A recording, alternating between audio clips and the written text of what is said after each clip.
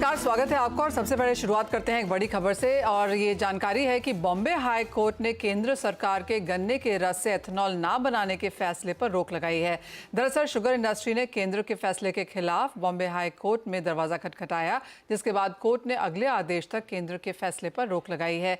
क्या है इंडस्ट्री की दलीलें, क्या है डिटेल्स, क्या है इसका इम्पैक्ट, वो सब समझने की यहाँ पर बात करेंगे, क्योंकि इंडस्ट्री को यहाँ पर थोड़ा बहुत इसकी वजह से नुकसान भी हो रहा था। इमीडिएट इफेक्ट से ये यहाँ पर सरकार की तरफ से नोटिफिकेशन भी आ गया था। आगे की अब यहाँ पर क्या रणनीति होगी, इस पर और बात करने के लिए हमारे साथ हैं मियर कमोडिटीज इंडिया के मैनेजिंग डायरेक्टर राहिल शेख। राहिल से जानने की कोशिश करेंगे कि यहाँ पर अब आगे क्या स्थिति बन के रह सकती है। माना यह भी जा रहा है कि अब जो चीनी के उत्पादन की बात है, तो चाहे वो इस महीने की बात हो या अगले की, एज ऑफ नाउ सरकार ने 1.7 मिलियन टन का डाइवर्जन यहाँ पर अलाउ किया है। लेकिन जिस तरह से हर महीने यहाँ पर रिव्यू करने की बात की गई है, तो जनवरी में, फरवरी में यहाँ पर किस तरह का निष्कर्ष निकल के आ सकता है, इस पर भी यहाँ पर एक नज़र रहेगी। जो अर्लियर एस्टिमेट से चीनी को लेकर, वहाँ से एक्सपेक्टेड है कि चीनी थोड़ी बेहतर ही रह सकती है, क्योंकि पहले जो माना जा रहा था कि महाराष्ट्र और कर्नाटक की फसल कम होगी, उत्पादन या क्रशिंग यहाँ पर कम होता हुआ नजर आएगा, वो नंबर्स यहाँ पर अब कुछ बेहतर लगने लगे हैं। तो कुछ पॉजिटिविटी यहाँ पर हमने आते हुए देखी है। इन एनी केस पिछले कुछ दिनों में यहाँ पर जिस तरह से एथेनॉल प्राइस रिविजन भी किया गया है ऑन द हायर साइड, फिर वो चाहे मेज की तरफ से था या फिर बी हैवी का, वहां पर भी एक पॉजिटिविटी यहाँ पर वापस इस सेक्टर में लौटती हुई नजर आई है। ऑफ कोर्स जो सरकार का यहाँ पर बायोफ्यूल का मैंडेट है वो ऑन द पॉजिटिव साइड है, और यहाँ पर एक स्ट्रेंथ हम इस वजह से बनता हुआ बाजार में आता हुआ देखेंगे भी।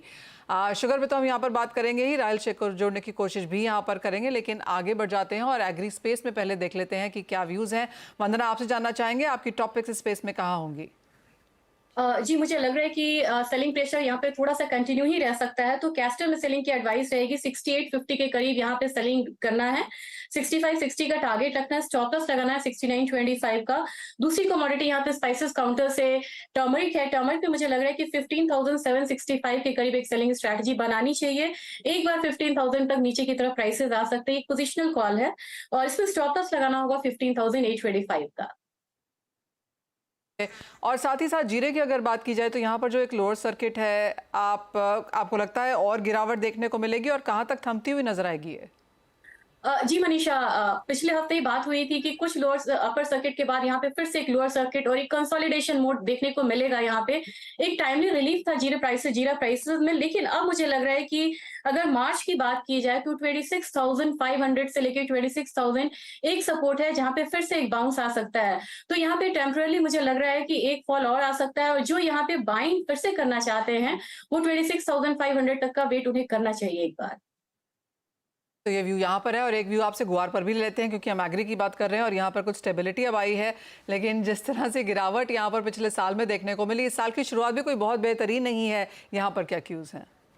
जी, ये बिल्कुल रेंज में ट्रेड हो रहा है, और कहिए तो सेफ ट्रेडिंग का एक देता है, पैटर्न देता है। 56-57,000 के करीब एक रेजिस्टेंस बनता है, और करीब-करीब यहाँ पे ये 52-51-50 के करीब एक सपोर्ट बनाता है, वहां से फिर एक बाउंस आता है।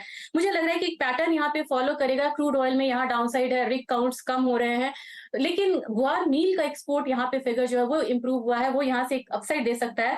तो फेब्रुअरी कॉन्ट्रैक्ट में यहाँ पे मेरी स्ट्रैटेजी रहेगी कि 53.75 के करीब एक बाइंग कर सकते हैं। बहुत लंबा टारगेट नहीं होना चाहिए, यहाँ पे 54.50 का टारगेट होगा। स्टॉप लॉस यहाँ पे लगाना होगा करीब 53.40 का। तो ग्वार सीड में भी यहाँ पे बाइंग रहेगी। फेब्रुअरी कॉन्ट्रैक्ट ग्वार गम में भी मुझे लग रहा है कि करीब 10,400 के करीब बाइंग करनी चाहिए। 10,750 का टारगेट होगा। स्टॉप लॉस यहाँ पे लगाना होगा 10,250 का। ऑलराइट, तो वो सारी की सारी एग्री कमोडिटीज़ की जो स्ट्रैटेजीज हैं वो यहाँ पर आपको वंदना देती हुई। लेकिन चीनी की स्टोरी पर वापस जाएंगे। राहिल शेख हमारे साथ जुड़ चुके हैं। राहिल नमस्कार। और काफ़ी कुछ यहाँ पर बैक एंड फोर्थ यहाँ पर जो हमने बॉम्बे हाई कोर्ट की तरफ से आता हुआ देखा है, आपसे पहले यही समझना चाहेंगे कि इसका exact impact on as of now जो फाइनल सिचुएशन है वो क्या है? मनीषा, ये जो स्टोरी सैटरडे संडे में बनी है बेसिकली, तो दो ऑर्डर्स जहां तक हमको पता है निकले हैं। एक स्टैंड अलोन मिल को स्टे मिला है, और एक शुगर मिल को, औरंगाबाद की एक शुगर मिल है, उनको स्टे मिला है against non production of ethanol from sugar cane and B heavy. तो कोर्ट ने उनको ये बोला है कि आप 23 तारीख तक के गवर्नमेंट को रिस्पॉन्ड का टाइम दिया है, और इन मिल को कहा है कि आप एथेनॉल जो है वो शुगर केन को डाइवर्ट कर सकते हो, जूस को और इसको क्या कहते हैं, बी हैवी को। बट हमारे हिसाब से ये जो स्टे मिला है, इसमें उन्होंने ये नहीं कहा है कि ऑयल मार्केटिंग कंपनीज को कंपलसरी है कि उनको ये उठाना ही पड़ेगा। तो मुझे जहाँ तक ये न्यूज़ जो इसका ऑर्डर है, ये पढ़ने के बाद ये समझ आता है कि इसकी आज तो वैल्यू ऑप्टिकल ही है, और ये तकरीबन 1.7 मिलियन टन्स का जो डाइवर्जन है अभी तो वो ही रहेगा। और हमको ये देखना पड़ेगा कि 23 तारीख को जब भारत सरकार इसका रिस्पॉन्ड करती है और उसके बाद कोर्ट क्या आगे के डायरेक्शन देता है। तो करंटली ये ऑर्डर सिर्फ 2 मिलों को मिला है, एक स्टैंड अलोन डिस्टिलरी को मिला है और एक शुगर मिल को मिला है, और ये ऑर्डर इंडिविजुअलिस्टिक है। इट्स नॉट के सब जन इंडस्ट्री में एथेनॉल के लिए केन और बी हैवी से डाइवर्ट कर सकते हैं।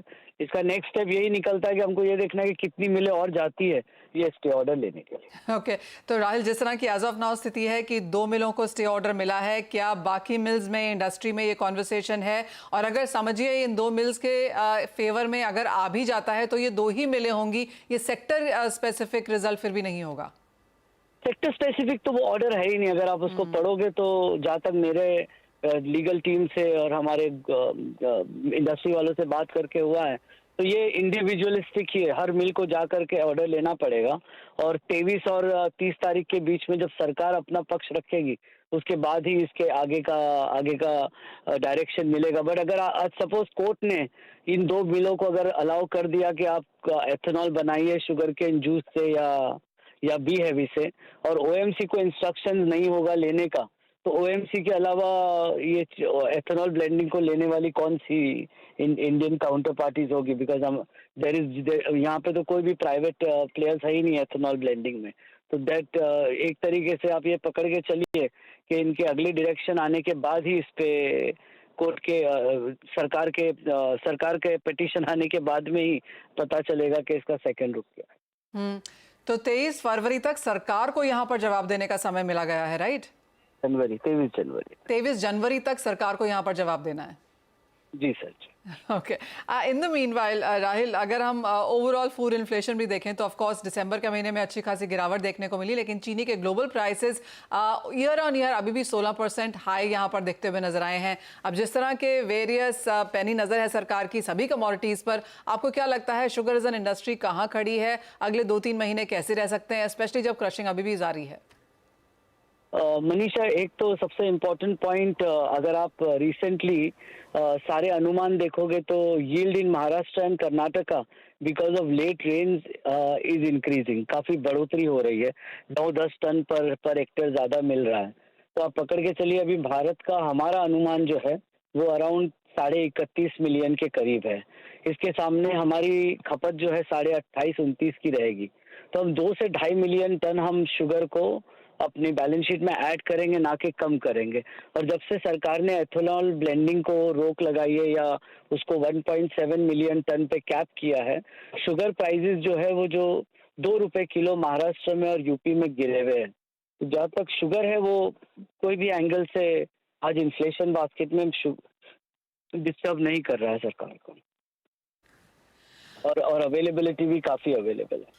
ओके, तो आपको नहीं लगता, और शायद ऐसी जगह भी नहीं है कि सरकार यहाँ से और कर्ब्स लगा सके, और आप कह रहे हैं कि यहाँ पर चीनी बेहतर होने की ही उम्मीद है आगे जाके बाजार में, तो अब जो फ्यूल या बायो फ्यूल को लेकर जो नंबर्स हैं, जिस तरह के ट्रेंडर्स निकल के आए हैं और जैसी प्राइसिंग हमने आते हुए देखी है एथेनॉल की, क्या इंडस्ट्री एज ऑफ नाउ उससे कंटेंट है? अभी तो मतलब जैसे लास्ट अपनी जब बात हुई थी, ये एथेनॉल बहुत की है मनीषा। आई मीन अगर प्रोडक्शन हमारा 32-32.5 मिलियन की तरफ, 31-32 की तरफ दिख रहा है, तो आज हमारे पास में 1 मिलियन के डाइवर्जन की स्कोप है। बिकॉज हम शक्कर को अगर देश में 5 मिलियन 5.5 मिलियन का जो क्लोजिंग स्टॉक रखना चाहिए उसकी बजाय 7.5 या 8 पे चले जाते हैं, तो डोमेस्टिक प्राइसेस प्रेशर में रहेंगे। केन की ग्रोथ जो है अगले साल फिर मार खाएगी किसान को, अगर पूरे पैसे नहीं मिले या ज्यादा पैसे नहीं मिले तो। और थर्डली शुगर प्राइसेस भी काफी हद तक नीचे गिर सकते हैं। तो मेरे हिसाब से 1 मिलियन का डाइवर्जन आज के माहौल को देखते हुए, आज की प्रोडक्शन की स्थिति को देखते हुए बनता है। राइट राहिल, बहुत शुक्रिया साथ जुड़ने के लिए। तो ऑफ कोर्स कुछ प्लस एंड माइनसेस यहाँ पर हैं, लेकिन काफ़ी इंटरेस्टिंग रहेगा कि ये जो 2 मिलों को अभी एज ऑफ नाउ स्टे मिला है, तो 23 जनवरी तक सरकार का यहाँ पर क्या व्यू लेके आता है और बाकी मिलें यहाँ पर क्या करती हैं। जैसे राहिल कह रहे हैं, एब्सोल्युटली एक डेवलपिंग स्टोरी है और शुगर एज अ सेक्टर के लिए काफ़ी इंपॉर्टेंट भी आगे रह सकती है। वेल, ये तो बात हुई चीनी की, लेकिन एग्रीकल्चर से जुड़ी अब एक बहुत इंटरेस्टिंग खबर और गेस्ट से आपको मिलवाते हैं। हमारे साथ अमनदीप पनवर हैं, जो कि सीईओ एंड फाउंडर हैं भारत रोहन के। अमनदीप, शुक्रिया कार्यक्रम में जुड़ने के लिए। और मुझे याद है हमने काफ़ी बार यहाँ पर ड्रोन्स पे बात की है, लेकिन ड्रोन स्पेसिफिकली फॉर एग्रीकल्चर एक बढ़ती हुई कॉन्वर्सेशन है यहाँ पर। कैसे देखते हैं आप overall Indian market, global agri drone market को as of now? Thanks so much. So drones, particularly जिस drones सेगमेंट में हम डील करते हैं, उसमें हम पेस्ट डिसीज और न्यूट्रिएंट डेफिशिएंसी को आइडेंटिफाई करते हैं even before they cause any visible damage to the crop of the farmer. तो industry as a whole is growing significantly. अभी recently government has been supporting the industry a lot, particularly for the agriculture sector. So India में तो काफी scope है, and as we scale time is not far जब हम will be even exporting this technology out of India to various other countries. Amandeep, अगर मैं आपकी एक रिपोर्ट पढ़ रही थी जिसमें लिखा है कि drone market, and this is global agri drone market, $2.6 billion की थी 2022 में। ये ग्लोबल मार्केट है, इंडियन मार्केट कितनी है, कितना पेनिट्रेशन है? I think like the kind of way we see it is that अभी इंडिया में around 10,000 farmer producer companies हैं. So 10,000 farmer producer companies, if they become the operator and of these drone services, then this right away there could be a straight jump in usage and application of drones. Second is, if you look at new rural entrepreneurs which are coming in, there are a lot of BSc agriculture graduates who are interested into using this technology in their rural market. So not to give you a number, but हम पैसे अगर देखते हैं एक objective तरीके से, तो ये मार्केट बहुत बड़ी है, क्योंकि एग्रीकल्चर ऑलरेडी इंडिया में बहुत बड़ा सेगमेंट है, और हमारे पास ऑलरेडी बहुत ही ज्यादा एग्रीकल्चर ग्रेजुएट्स हैं जो इसको एज अ एंटरप्राइज ले सकते हैं और एज अ सर्विस इसको प्रोवाइड कर सकते हैं to their local and rural geographies. Amandeep, as of now जहाँ पे आप काम कर रहे हैं, तो कौन सी क्रॉप्स हैं, कौन सी स्टेट्स में ज़्यादा बेहतर प्रेजेंस है? तो हमारा फोकस जो है वो एक्सपोर्ट ओरिएंटेड क्रॉप्स पर है, जैसे कि cumin, coriander, fenugreek, then we are also working on Japanese mint which is Mentha.